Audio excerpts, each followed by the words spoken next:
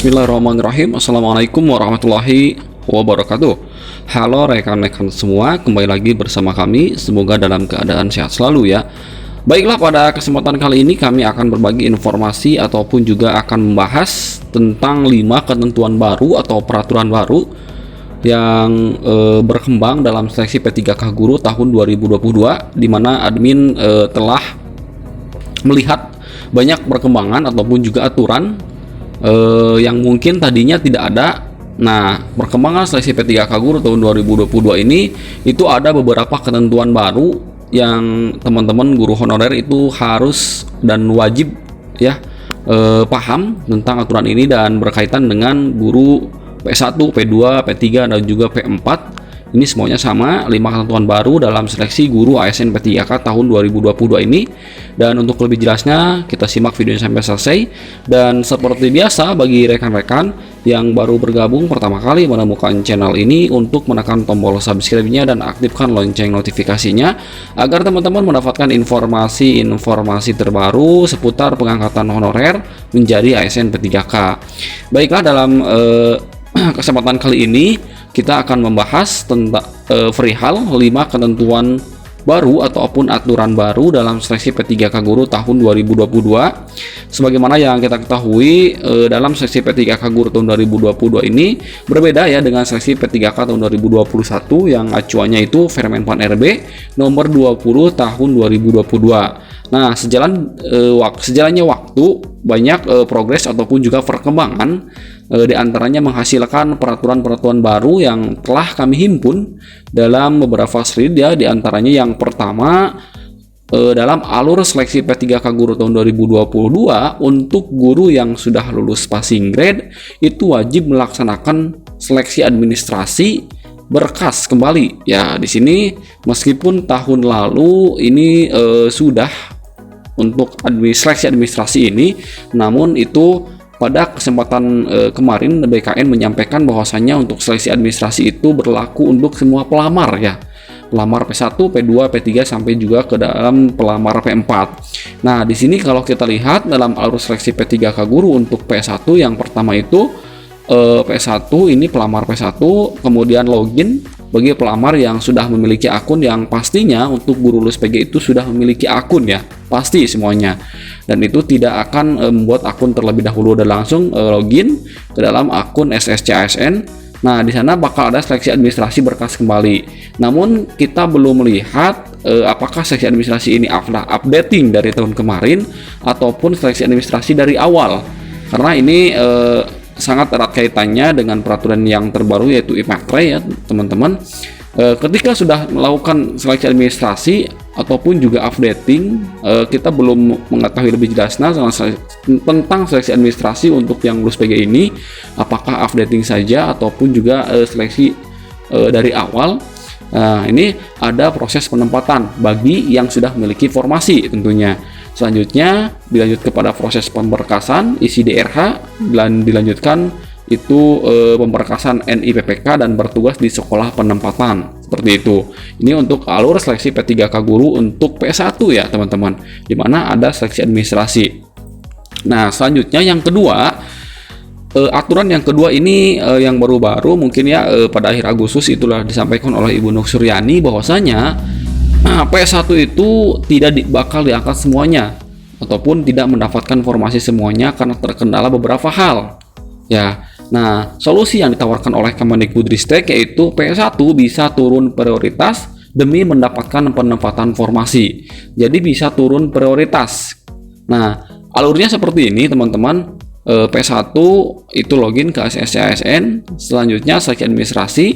Nah, karena belum mendapatkan penempatan, P1 menyetujui belum mendapatkan penempatan. Contohnya guru IPA. Nah, di sini ada ya, jika memilih ya, maka itu akan menunggu penempatan di tahun berikutnya dan tetap sebagai guru honorer di tempat tugasnya saat ini. Dan jika memilih tidak, maka itu bisa turun prioritas menjadi P2 ataupun juga P3, bahkan bisa pelamar umum, dan selanjutnya nanti memilih formasi kembali dan diobservasi sesuai dengan tempat tugasnya. Misalkan formasinya itu adalah SD ya, guru kelas. guru tersebut P1 itu guru bahasa Indonesia ataupun guru IPA. Nah, guru IPA atau guru bahasa Indonesia ini bisa menjadi guru kelas karena itu sesuai dengan SK linearitas ijazah ya dalam ketentuan Permendikbud yang baru seperti itu. Nah, otomatis itu bisa menjadi turun prioritas atau bisa seleksi kembali menjadi seleksi observasi. Seleksi observasinya itu tetap ya di sekolah tempat kita bertugas, walaupun itu bakal ditugaskan dalam memilih formasi mungkin di mana ya ditempatkannya. Nah, itu ada seleksi kompetensi, yaitu seleksi observasi tes kesesuaian. Dan selanjutnya guru tersebut itu akan ditempatkan di tempat tugasnya untuk mendapatkan informasi seperti itu. Nah, ini salah satu hal yang baru, mungkin ketentuan baru itu setelah sebelumnya itu tidak ada turun prioritas ya. Nah, ini solusi dari Kemendikbudristek untuk P1 yang belum bisa mendapatkan formasi itu bisa turun prioritas untuk memilih ataupun juga untuk mendapatkan formasi. Kalaupun memilih ya, itu guru honorer tersebut tetap menunggu penempatan untuk tahun-tahun berikutnya. Nah, ini tinggal memilih saja apakah milih ya atau milih tidak guru honorer lulus PG yang tidak ataupun juga belum mendapatkan penempatan seperti itu. Ini sama ya, ada seleksi administrasi. Nah, ini yang kedua. Selanjutnya yang ketiga adalah tampilan info GTK yang disesuaikan dengan keadaan pelamar. Nah, ini baru-baru ini dihebohkan teman-teman guru honorer dengan tampilan info GTK di status verbal ijazahnya. Sebagaimana yang kita ketahui dalam alur pendaftaran SSCASN-BKN itu menggunakan sinkronisasi NIK dari Dikdukcapil. Nama, tempat tanggal lahir semuanya itu terintegrasi dan juga sinkronisasi dari Dapodik tentunya. Nah, dalam hal ini di akhir bulan kemarin ya, kalau nggak salah September, itu tampilan info GTK di akun masing-masing status verbal ijazahnya berubah. Ada yang lolos P3K, kemudian berubah lagi menjadi tercatat sebagai guru yang lulus passing grade. Kemudian ada yang baru sekarang itu masih dalam menunggu proses. Nah, ini ya ada beberapa tampilan dalam info GTK yang disesuaikan dengan keadaan pelamar. Nah, ini bisa jadi kalau teman-teman bisa lulus menjadi ASN P3K itu langsung berubah tampilan di info GTK-nya menjadi lolos P3K. Nah, itu yang kita harapkan ya teman-teman. Dimana untuk SSCASN ini berintegrasi kepada memperhatikan linearitas ijazah, kualifikasi akademik, jenis sertifikasi, dan juga formasi pada mata pelajaran yang diampu pada formasinya. Seperti itu ya teman-teman. Ini tampilan info GTK disesuaikan dengan keadaan pelamar saat ini, seperti itu. Nah, ini yang ketiga. Selanjutnya yang keempat itu adalah penggunaan e-materai ataupun juga elektronik materai dalam seleksi P3K tahun 2022.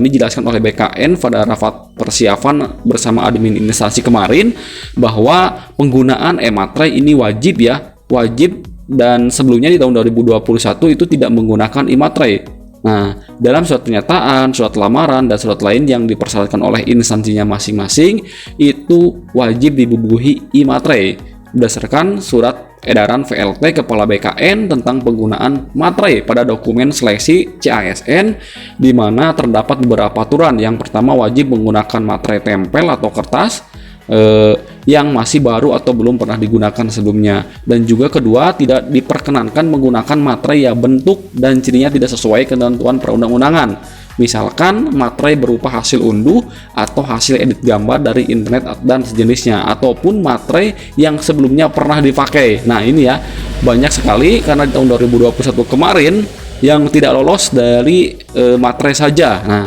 jadi di tahun 2022 itu menggunakan aplikasi e-materai.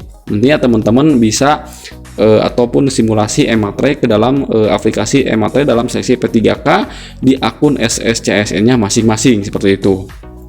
Nah, ini yang keempat. Yang terakhir adalah tidak ada yang masuk dari instansi lain dan formasi menyesuaikan pelamar prioritas 1, 2, ataupun juga 3. Artinya, file Excel yang beredar sebelumnya itu ada 3 kategori. Yang pertama dapat kuota, yang kedua masuk kuota dari instansi lain ataupun juga kita ditempatkan ke daerah atau instansi lain, yang ketiga itu tidak dapat kuota.